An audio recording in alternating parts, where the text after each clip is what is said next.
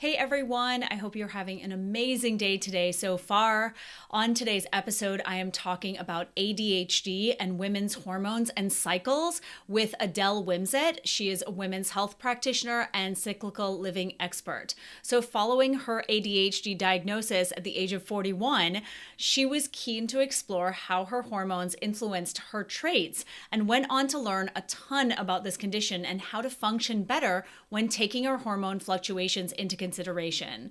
Adele also co authored the book Essential Feminine Wisdom, and she's passionate about educating women and girls on how to harness the power of their cyclical nature. From menarche to menopause, Adele bridges the woo and the science, supporting women to balance their hormones naturally while bringing in education on ADHD and how it affects women and girls differently to men and boys. I really hope you enjoy this episode. We had such a great time recording it, and I learned so much, and I bet you will too. Hi, Adele. Welcome to the show. Hey, thank you for having me. Yes. Oh my goodness. I can't wait to have this conversation about ADHD because, as I was saying to you before we started recording, I don't really know a whole lot about this condition and how it affects us, particularly females. And I am just really looking forward to getting a breakdown from you because I feel like you've really been delving into it over the last couple of years, haven't you? Absolutely. Yeah. Yes. Yes. And so maybe we can start actually with your experience or your story. How did you come to find out you have ADHD and then realize how our fluctuating sex hormones actually impact your brain function throughout the month? Before entering the world of working in women's health, my background was actually working in the youth offending service and safeguarding. And one of my lead areas was special educational needs. So I had quite a robust understanding of ADHD, but not in females, because, which I'm sure we'll come on to, so much was based around this stereotypical view of the naughty little boy in the classroom. So I was aware I kind of had traits, but I'd got so far in my life, I'd actually been really successful on the face of my life. But then a couple of years ago, I started to notice some traits in my children. It was suggested to me it could be ADHD in girls. And actually, my personal choice at that time was I wanted to let them know if we went down a diagnosis route, I wanted to role model that for them. So I ended up getting a diagnosis when I was 41, which was life changing, completely validated my entire life. However, because I know the role that hormones play on so many factors in our life, right? That I was like, well, there has to be a link. So that took me on a path of deep diving, looking at the research, which there isn't very much of, and beginning to understand this relationship between my hormones and my ADHD traits, which leads me to being here today. I love this. And I think that it's so much about self-experimentation, isn't it? I think I've just been feeling around in the dark, or at least I was for a long time. And I think that's the case for so many of us. And the thing that really sticks out to me is that your mission is to educate girls and women because the diagnosis is different for us, or at least you think that there's an underdiagnosis happening, particularly in girls and women. And I would love to talk about that. Like, why Mm. do you think this condition is misunderstood and then Oh my gosh. subsequently underdiagnosed? Absolutely. I mean, this is probably so I could speak about the whole podcast, but I'll keep it quite succinct. And Fine. it No, it's comes okay. back to what you see all the time, this gender bias that exists in medicine. And when we look back to ADHD, practically all of the screening tools, assessment, intervention, treatment, medication is based on what works on little boys. So the whole female experience has largely been missing from this. So as a result, the way that even assessors of ADHD have come to understand ADHD is based on the male experience. But what we're learning is that it can manifest very differently in girls. So, for example, instead of the hyper behavior outwardly, we can have hyper speech or hyper thinking because we are born into this gender expectation of how little girls behave, right? We have to be a good girl. Whereas little boys have this, oh, it's just boys being boys. We don't have that equivalent. So what happens is we learn on a subconscious level to be accepted we have to behave. So what we do is we mask, and then so we disguise our traits. But as we get older, particularly once our hormones kick in, this becomes a lot harder. And then we can end up getting misdiagnosis of things like anxiety and depression, when actually it could be a neurodivergent behavior. And there's a lot of crossover between autism and ADHD. They have some similar traits, which makes it even more difficult. So that you'll even hear statements like, oh, well, you can't have ADHD because you've done well at school. And that's just not the truth, particularly for girls. So there's this big push at the moment to start to say we need to include the female experience within that. Does that make sense? Oh, completely. I mean, you said it when you submitted all this information to me that there was like 4 million women undiagnosed. Are you referring to worldwide or in the UK, or where are So you talking about? so that data has come from worldwide. It's thought that there are 4 million undiagnosed women. And, as we were saying earlier on, most people probably know someone who has ADHD, but what I think happens as an adult woman when you get this diagnosis and you look back and go, oh my goodness, so much of my life makes sense. Yeah. Like I can see where that showed up and being misunderstood, because actually a lot of our ADHD traits get misconstrued as character flaws. And so we get judged on them. So we're always trying harder to overcompensate and people please and, have loads of strategies in place so we don't forget things, and lists everywhere. And because we're so frightened of our traits kind of being exposed and showing that we're somehow failing because we don't meet these gender expectations as easily. Oh my God. Talk about an evolutionary mismatch. I Yes, feel like how difficult absolutely. it is to live in this modern world, yet I feel like the modern world is driving so many of these ADHD symptoms. Yeah. Yeah, absolutely. And I think there's so much that's not known about what causes ADHD. We know that there's probably a genetic predisposition to it. So if you're somebody who's looking at getting your child diagnosed, you might want to think, oh, wait a minute, is there any kind of genetic behavior when we look back in our families, a genetic link there? But I think we have a lot of factors in our lifestyles that attribute to this. I think we're living at a time where our nervous systems are completely dysregulated Mhm. anyway, which has an effect. I think our hormones are completely imbalanced with most, for most women, there's some level imbalance there. And actually, ADHD traits can have some similarities with some imbalances. So it's unpicking all of this within us. And the amount of toxic crap that's in our life and the food that we're eating. So as it stands, we just don't have enough information about lifestyle causes, genetic causes. Where does this come from? Right.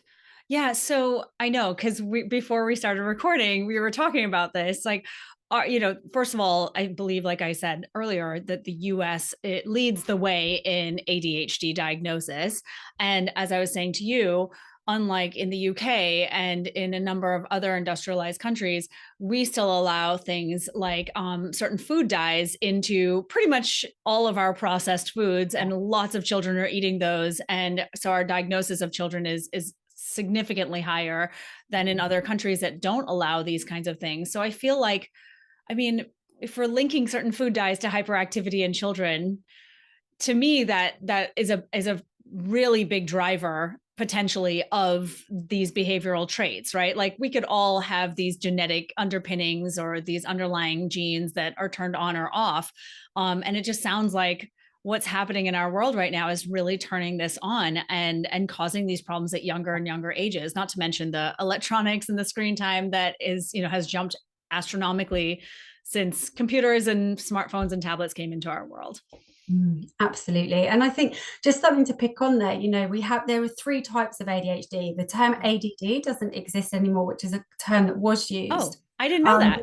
yeah, so that's not Oh, used anymore. So there's 3 types. There's inattentive, there's hyper, and there's combined type, which is both of them. And the inattentive tends to be the girls. We get seen as daydreamers. We're maybe the ones that could do really well at school if she just applied herself, doesn't chatter too much. She talks too much. So actually these this inattentiveness isn't seen quite so much in boys. It tends to be more in girls, but this hyperness tends to be stereotypically more in boys. So that's where some of it gets lost, that inattentive behavior. And I think it's right. If we're withdrawing more and more socially alienated, those things can be missed as well. Yeah, can we talk a little bit more about that? I didn't know about the different types, and I think that that's so Yeah. fascinating. And I'm starting to think about my sister growing up. I'm pretty sure she's undiagnosed at this point. But Yeah. anyway, let's talk a little bit about the symptoms then. I know you kind of touched on that a little bit before, but can we Mm. just talk through some of like the common symptoms, or maybe what you experienced and how you pieced it together?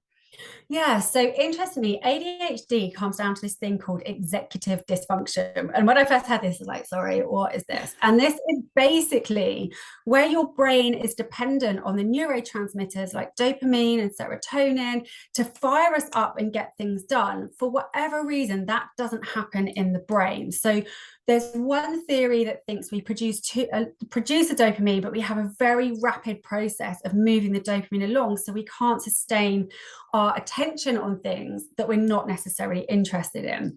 And this can show up, every woman this can look differently in. There's not kind of this tick box that it represents. I cannot tell you the number of times people said to me, Adele, there's no way you've got ADHD, you're far too well put together. And it's so invalidating, because no woman wakes up in the morning and goes, I think I'm going to say I've got ADHD. We've usually spent hours researching this. It can be things like getting activated and starting or completing a task. We usually quite like the challenging and exciting bits, and then when it becomes sort of set, we're like, oh no, I don't want to do something else now. So we quite often start new hobbies or new projects or new businesses or new jobs. So we're always looking for the next thrill within that. There can be in adults this crossover with addictive behavior, again thought to be linked to this need for dopamine. Emotional regulation. We can have quite extreme emotional reactions. Not everybody does, but you can kind of swing, getting quite overwhelmed. Being late is one, or you find that women are overly early. I'm that one, because we're scared of being late, because we know we get hyper focused into things. So if we're really interested in something, I mean, my child could literally have broken her leg. If I'm hyper focused, I'm like, oh, can you go and ask your dad? We kind of get stuck in that real tunnel vision of not wanting to unhook out of what it is that we're doing.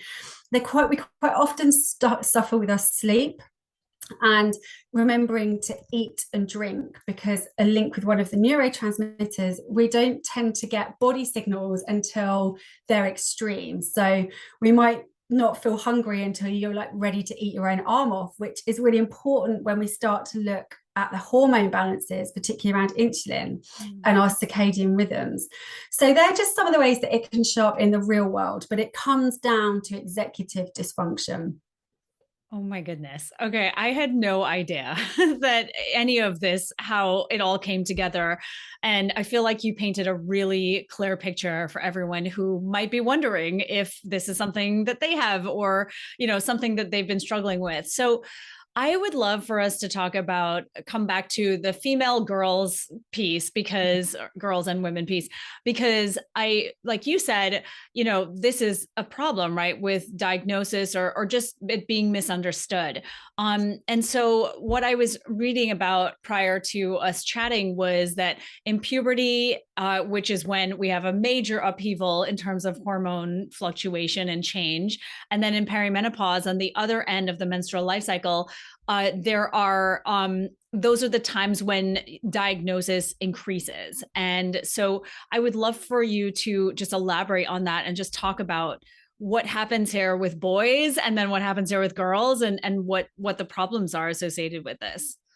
Absolutely. So I think a big difference between boys and girls is that hyperactiveness tends to slow down for boys at puberty, whereas for girls, it can start to increase. And this can start to be where we start to see this masking fall apart and behaviors starting to become more problematic, because the risk factors for girls being undiagnosed are huge around early pregnancy, self-harm, eating disorders. It's so important we capture this early and we don't lose these little girls in this process.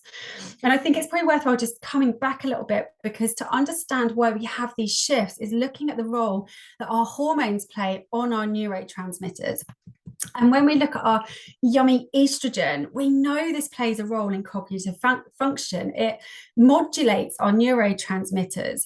So when we've got higher estrogen, we're going to be able to function better. Our brain is literally like this target organ for estrogen. And when estrogen levels are low, we can experience moodiness, mood problems, sleep problems, anxiety, difficulty concentrating, forgetfulness. These are all traits of ADHD. So as that drops off at certain times in the cycle, women can find that their traits flare up. And I believe this is one of the reasons that women can take longer to get diagnosed, is for a couple of weeks of the month when our estrogen's higher, we're actually okay. It's like, oh, this is fine. And then it drops and these traits flare up. We feel overwhelmed. And then we think, oh my gosh, this is terrible. I'm really struggling. But then our estrogen rises and we think, oh, I was just having a bad week. So when we have this experience with estrogen, actually some ADHD women can find, and this has just been anecdotal through working with women with this, that when their estrogen's high, they feel quite wired and it's almost like a bit too much. But of course, there's no research to back this up. And then equally with progesterone, so for a neurotypical woman, this could be like the keep calm and carry on hormone, right? So it's quite soothing and calming. But actually, for some ADHD women, she kind of rains on our parade because she has this counterbalance relationship with estrogen. So we're kind of all like, yeah, the estrogen's here, my traits are under wraps. Then progesterone comes in, it's like, oh, where's the party gone? This fun time. So actually, neurodivergent women are 10 times more likely to experience PMDD, 4 times more likely to have PMT, and much more likely to have postnatal depression. And I believe it's to do with this hormonal fluctuation. So I think also within that, we need to look at the role of insulin, because interestingly, there's one piece of research and lots of anecdotal discussions that I've had of a possible link with PCOS and ADHD. And I wonder whether it's to do with this insulin dysregulation in us that I'm sure is linked to cortisol, our stress levels. Again, there's no research around this, but having lived in my head for 42 years, I'm pretty sure that we function at quite high levels of cortisol, which we're completely desensitized to. It's just our way of operating. So of course, that relationship between cortisol and insulin, it dysregulates our blood sugars, right? So then there's potential that we could be more prone to something like PCOS. But as I say, research is so limited on that. Right. So where does that all make sense? Oh, yeah. Oh, completely. I mean, I feel like you've gone through, the life cycle, so to speak. And I'm curious, which I think is really helpful, but I'm also curious about the puberty side of things. Yes. So we have these big hormonal shifts. And so is there more of a diagnosis happening at that time when girls' behavior slightly changes or maybe changes dramatically? Where we tend to see these changes is at puberty. Obviously, these hormones kick in, they're kind of all over the place. And this, as we say, this behavior comes out much more with girls. Right. And so we see more diagnosis at puberty and perimenopause. And you think they're so similar in terms of that dysregulation, aren't they? And that is because we're all over the place, potentially. Hormonally, it becomes a little bit messier and less consistent. And suddenly these traits come up. So those are the 2 points at which we tend to see diagnosis in women. Okay, so we are having such a good conversation about this. This is really, really fascinating to me because I said to you before, I don't really know anything about ADHD. I didn't even know that ADD doesn't exist anymore, and that we've changed things up quite a bit. So I would really love for us to talk about the phases of our cycle. So everyone who's been listening to this podcast for any length of time knows that there are multiple phases in our menstrual cycle, and that these phases are driven by pretty significant hormone fluctuations, sex hormone fluctuations. And I would love for us to have a conversation about how ADHD symptoms fluctuate with our hormones. Yes, so basically it relays back to the role that estrogen and progesterone is playing. And what we're starting to realize as well, for women who might choose the medication route, I personally haven't, but lots of women do and find benefit from that, that their hormones play a role in the sensitivity of their medication as well. So that's an important factor to take in. Estrogen actually is showing to make it more sensitive, and progesterone having a dampening effect. So women may need to increase, or may be advised to increase their medication in that phase. Personally, for me, I think in that phase, we're being called to slow down in these late luteal phases. So actually maximizing during our follicular phase and ovulation, maximizing the role that estrogen is playing in supporting our traits. And then as it drops off and progesterone comes in, and then they both drop off, slowing down. Okay, we're not great at this, but creating a space where we give ourselves permission to be slower and have non-negotiable time where we almost stop, that actually this becomes a non-negotiable for an ADHD friendly lifestyle. I mean, personally, I think it's a non-negotiable for all women, but actually what we will see during this phase is this massive potential flare up of our traits. You can feel overwhelmed, like everything, I can't do our job anymore, or our relationship's terrible, or everything's got to be dealt with. And they come through and go, oh, sorry about that, it's actually fine. So just really how I work with women is to really support them to track their traits against their cycle. So identifying what are your specific ADHD traits, and then track them for at least 3 months to show where they're coming up in your life, so you can start to apply that to your diary. It's just a type of menstrual cycle awareness, and bringing that in, but really focusing on your traits, because as I said, we're much more prone to things like PMT and PMDD. So we have to nourish ourselves and look after ourselves in that phase. Yeah, it was interesting when I was reading up on this. I read that adolescent girls and women with ADHD clinically report higher incidences of PMS symptoms, like related to their mood. So definitely mental, emotional symptoms and disturbances. And then they claim that people with ADHD, they have symptoms getting worse during the premenstrual period, which makes so much sense. Yeah, absolutely. Yeah. And yet, I am yet to find a practitioner or a woman who has had her hormones considered in her treatment plan. It blows my mind, Nicole. And I'm sure like you see this all the time too, right? But it's like, how is the hormone being missed from your treatment plan? It plays a fundamental role in your neurotransmitters and the quality of your life. And it's not being discussed or considered. And you'd probably look, if you went and advocated for yourself and said, I want it considered, they wouldn't know what to do with it, because it's not, the female experience is missing. And yet for me, that's insane, because they play such a big role for us. Yep. But hopefully that'll change. Oh my gosh, I know. I listened to you saying this and I'm just exploding inside, because Yeah. I feel exactly the same way too. It's just like, come on. How are we still not taking women's hormones into account with all of this? Like every diagnosis, every single thing that affects us.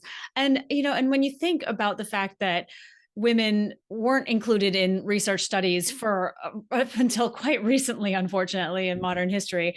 And then when they were included, it was best to have them on birth control because hormones were a problem and we can't have that messing things up in the research studies. So it's just like I think the hormones are just constantly seen as this nuisance and this thing that we want to basically squash and not even take into consideration, because because they're so messy. Because women's bodies, Absolutely. right? We're all over the place. And do you know what? I mean, this will probably sound quite controversial, but I feel like for me, SSRIs have become the modern day asylum. We're not locking women up. I know women get a lot of benefit from them. I'm not taking that away, but it's become the kind of have an SSRI, and it's like, wait a minute, not everything is a mental health problem for us. We've got these hormones playing a massive role in our cognitive function and mood balance. Why aren't we dealing with that first and having a conversation about how our hormones are, and then seeing what's left? Oh my goodness. I could not agree with you more. I mean, when I was reading about it, that was what I was saying to you before we started recording. And that was what really pissed me off, was that they're talking about in low estrogen states that what they need to be doing is giving women estrogen and SSRIs and some sort of stimulant medication for their ADHD. And I'm just thinking, wait a second, like, can we just talk about the root causes of these problems to begin with? Like, why are we feeling this way? Can there be other interventions that don't require like serious mood altering medications? It's just mind boggling. Number one, teaching people how to eat so their blood sugars are balanced. We know that feeling when our blood sugar is low, it feels like we're going to have a panic attack. Yeah. Anxiety producing, yet so many of us don't even know how to eat properly. And that's even for a neurodivergent woman who doesn't get necessarily either hates cooking because there's far too many steps involved in it. We don't like things with lots of steps, that actually, or we just forget to eat. That's going to be really big in us. And actually being able to say, we've got to prioritize this and make it really simple how to do it. We know that can have a profound effect on how women feel in terms of their mood and their sleep quality, but it's just not considered. I couldn't agree with you more. And to think about that and the fact that in the second half of our cycle, our blood sugar does tend to be a little bit more wonky. So of course it coincides with all of this other cascade of symptoms that are happening. Plus our immune system comes into play as well. I mean, there's so many contributing factors that are just completely overlooked in the name of just medicating someone. And I can't get over it. It's so unfair. And it's just not, to me personally, it's not the way that we should be handling this stuff. Absolutely, I totally agree. Yeah, I know. I mean, we could go on. But I wanted to ask you about estrogen and how it affects our sensitivity to medication. Speaking of medications, and that this is something that, again, is not really taken into consideration because hormones aren't even really talked about in terms of the diagnosis of this condition anyway. So can you elaborate on that? Yeah, of course. I mean, again, the research to support this is like practically non-existent. Right. However, what we're starting to see is that during the phases, so there's different types of medication that you have and the ways that you can take it. However, you may find for some medications that you don't need to take them at certain phases because you're managing with the estrogen, but because the treatment plans have been based on work for boys, that's not considered generally. But what we know to be true is that we can find that we have a much stronger reaction to medication when estrogen is higher, but when progesterone comes in, it feels like we're not medicated. It feels like our medication is not working. Now, the danger there, and this happens in perimenopause as well, as hormones can drop off, or if there's another imbalance at another time in the cycle and go, my medication's not working. And the standard answer at the moment tends to be, well, we'll up your medication. And that might not be what that woman needs. She just might need to work on that phase and how she's feeling. It might be if she's perimenopausal and she's someone who's chosen to consider HRT, that might be something that she brought in and had that conversation rather than, oh, we just need to up the meds. So I'm starting to see, I run an ADHD women's support group, and I'm starting to see these discussions where practitioners are for women who are medicated are saying, well, perhaps increasing that. But I'm not advocating any of this. This needs to be done, by whoever provides your medication, if that's you. But I would advocate that you have this conversation rather than it just be, my meds aren't working anymore. They just might need to be adapted to work with your cycle if that's a route that you choose. Okay, I think that is fascinating. So, you had said something too before we started recording about being medicated maybe in half of your cycle rather than the full cycle because we're not small men. We have a completely different a completely different hormonal rhythm and cycle. So, is that something that you started to see as well, or is that just like an idea that could work? It's an idea. I'm not seeing that for people yet. I think for me, if I was in that position where I wanted to be medicated, I would be going armed with my cycle tracking data and be like, hi, this is where we are. This is what's going on in my life. I don't need medication. All of this time, I want something that I can be empowered to use around my cycle and my hormones and what works for me. That's what the conversation I have. But that, if that is standard practice, I'm not seeing it anywhere. It's more coming up in discussions. spaces, the very limited spaces that are exploring this. Okay. Yeah. Well, I mean, it's certainly something to think about. And so, can we talk about your experience? So, you said you aren't medicated or aren't on medication for this. I think Yeah. that's what you just said. And Yeah. can you talk a little bit about why that is? Like, what's been your experience as an adult with this? Okay, so like full disclosure, I'm not a medication kind of girl anyway. That's not me. I've always tried to take a lifestyle approach to my health. So that was just my personal choice. If I know some women who are medicated and they thrive on it and feel amazing and it's a game changer. Mm. For me, my traits don't bother me. they're a problem for other people most of the time. I mean, don't get me wrong, I have a lot of strategies in place. I have an incredibly amazing husband. I've got loads of neurodivergent people around me. My daughter says, Mummy, you think everyone's got ADHD? And I'm like, yeah, but once you see it, and you can see it in people. So for me, I don't feel I need it. Yeah. I have a lot of protective factors. We know that high IQ can be something that can really support. Another thing for me, I was like, but if I tried it, I might be able to see how neurotypical people's brains are. And I tried it one day and I was like, that is not for me. It just wasn't for me. I didn't have the patience to go any further with it. I was like, no, tried it, done it, not for me. And I do a lot to honor my self-care. I have a really robust routine that works for my cycle and my life. And I'm fortunate enough that I work for myself, so I can manage my life around what works for me. So yeah, it's just a personal choice. It's not a path that I personally choose, but I know lots of women who do and love it. Yeah, no, that's really good. I really wanted to know what your experience was as an adult who has this, and and how you support yourself. And I think that that's the thing though, right? Like, we talk about this as it relates to, say, taking the birth control pill, tracking your cycle and doing a Yeah. fertility awareness based method of birth control takes a significant amount more research and work.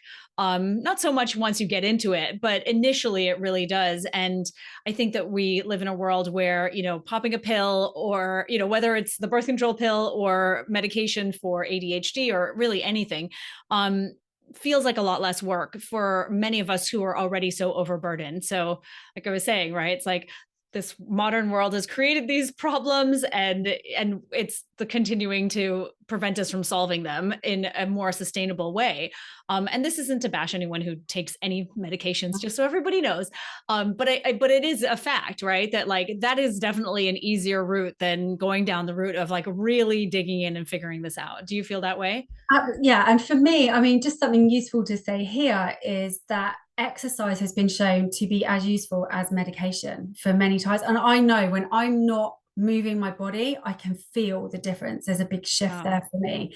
So it's finding what works for you, and that takes trial and error. And like you say, it takes time, and we're all time poor, So finding these things that really work for you. I mean, for me, one of the gifts for my ADHD is I'm so driven. When I make my decision I'm going to do something, I am very like unstoppable. Like, that's going to happen. I don't accept no for an answer. I'll always find a way. And just the one day of doing the medication, I remember thinking, oh, I need to answer that email. And I thought, oh, I'll do it tomorrow. And I thought, oh, that is not for me.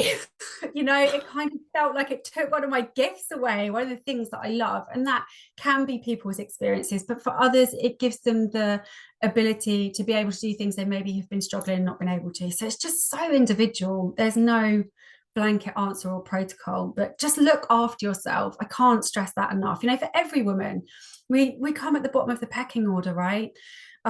And to actually cope, particularly when we're going through hormonal transitions, whether it's straight after you've had a baby or puberty or perimenopause, it's going to potentially be more challenging. So we have to protect this time as being non-negotiable, to honor ourselves, maximize the health of our hormones, and then see what is left to be dealt with. That is just so perfectly said. And you said something a little while ago about feeling as though the medication took away some of your gifts, and maybe there needs to be a shift in how we view some of these traits. Oh my gosh, my daughters think it's their superpowers. My kids are like, I don't want to be neurotypical. That is really boring. And that's our house. And it's all normal the way we are. And then I think, oh, what do other people do this? I would not swap my brain for a neurotypical if I was given the choice. I have the capacity to process a lot of information very quickly, have multiple things on the go. I'm very fortunate in that way that it works for me. Yes, it presents challenges. I'm not saying it's all like rainbows and pixies, but actually for me, this is just how I've always been, so I don't know anything different. But Yeah. there are lots of gifts in it. Yes, for sure. And so just before we wrap up, I just wanted to ask real quick about your daughters and, how you go about getting diagnosis for kids, like what, or for Oh, girls, like, is that a whole process? And just wondering for anyone who's a parent listening and might be curious about that aspect of oh, things. my thoughts are with you getting a diagnosis. It is, I mean, here in the UK, I think we're looking, if you're going through an NHS route, we're looking at 2.5 years for a diagnosis assessment. Private clinics are at capacity. They're huge if you can get them in. And what you need to do, the challenge is that for girls, well, for everyone, for anyone getting a diagnosis, this has to have been observed if in a child by different people. So they have to perhaps be seen in school to be acting out. Now, the challenge there is if the school aren't supporting that behavior because they're good girls, like my girls are like Matilda. They just sit at school, they smile, they're amazing, they're the kids all the teachers want. And it's like beating my head against a brick wall because the answer is, well, they don't behave like that at school. And for my girls, they're not naughty at all. They are good girls, much to my disappointment. No, not at all. They're so good, but to the point that they feel so anxious. They're like in this inner drive. They can't make one mistake. This perfectionism, but it doesn't. They want to be good at school, so it doesn't get seen. So that is a challenge for parents. Trying to get a diagnosis for girls is you need to know your stuff, arm yourself with information, so you can really advocate. This is the job that I do, and I went armed with a lot of evidence, and it wasn't even straightforward for me to do it. So I just get your examples, understand it, know how different it shows up in girls, and just strap yourself in for the ride of having to have the conversations. Yeah. And so do you have resources for that? I would love for you to share your resources and information and where people can find you and your work, as well Yeah, as I anything you mean, have on girls and diagnosis. yeah, so I mean, obviously, I'm not a medical practitioner. I can't diagnose or treat for ADHD, but where I sit is supporting mums or women who have ADHD with how their hormones are affecting their lives, and then their daughters, if their daughters are going through puberty. And I offer free discovery calls for anyone to see if that's right for you and I'm the right person to work for you. And so I like to hang out on Instagram. That's my playground. Okay, good. And what's your, do you want to share your contact info or your website or anything like that? Yeah, so I'm Harmonize You on Instagram with an S, and then harmonizeyou.co.uk is my website. And I love a good natter, so feel free to just pop me a message if you have any questions. I'm so passionate that we raise awareness around this because I really believe that women have the right to feel good and we haven't been given the education and tools to do that, whereas the tide is turning with amazing women like you, Nicole, bringing this information about our hormone health and how vital that is into people's lives so that we can take control of it and have an empowered approach to our health rather than waiting for someone to come and fix it. Oh, yes. Thank you for saying all of that. Preach it loud. Thank you so much, Adele. I'm really so grateful for your knowledge and the work that you're doing and your passion. You can feel it in you. It's just like bursting out. So thank you. Thank you again for this interview and for all the work that you do in the world. Thank you for having me. Right back at you. That's a wrap. Be sure to click that subscribe button to join me for more Girl Talk Gone Menstrual in upcoming episodes.